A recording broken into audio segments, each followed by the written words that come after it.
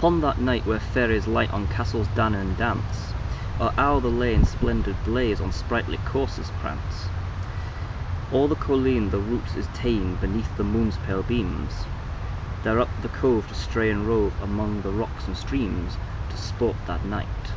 It's Halloween, and it's one of my favourite times of year. Now, I know I've not been making any videos because I've been ridiculously busy, and I'll make another video about that at some point later. Anyway, for the time being, I'm on a time restraint, so that's why I'm speaking very quickly to try and get all this done in about 3 minutes. Go!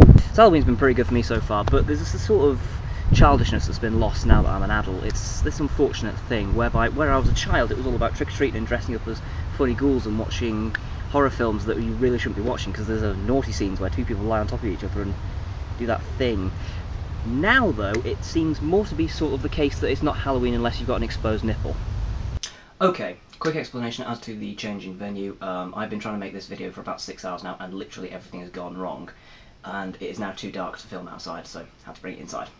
Anyway, next segment. Aberdeen ghost stories. Now then, ghost stories are usually those kind of things where they kind of fizzled out in the 30s, or so you would think, but I've managed to track down a couple of ghost stories that go back to 2006, and they're both student related. A student in the old fire station, he was having a shower, you know, in the nuddy, and suddenly this shadow starts coming towards him, and the student is pretty surprised, as you can imagine.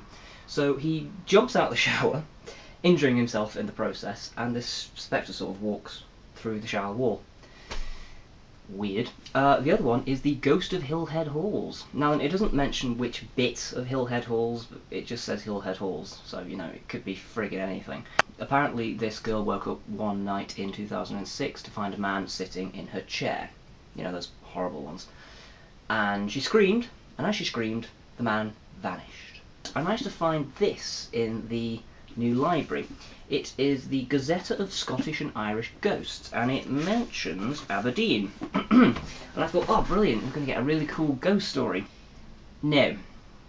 A section where no traveller lingered on account of the eerie spectre of a cat that haunted this neighbourhood. A cat ghost. Now then, the Salem witchcraft trials. You've probably all heard of them, and you've probably all got the misconception that all the witches were burnt. They weren't. Nobody in America who was charged for witchcraft was ever burnt. They were hung or they died in prison usually. The Salem witchcraft trials are unusual in how notorious they are because so few people actually died in them. There was, I think, about 20 human casualties in the end, something around that figure, with these two factions, family factions, and there was sort of a divide. One of them was in charge of the church and it was in massive financial difficulty because this other family who was basically ripping his balls off, more or less, and so, as far as I can tell, the financially in trouble guy fought back by making up witch stories, and it sort of got out of control, as you can imagine, in Puritan America, because they were a bit thick. Sorry, religious. Same thing.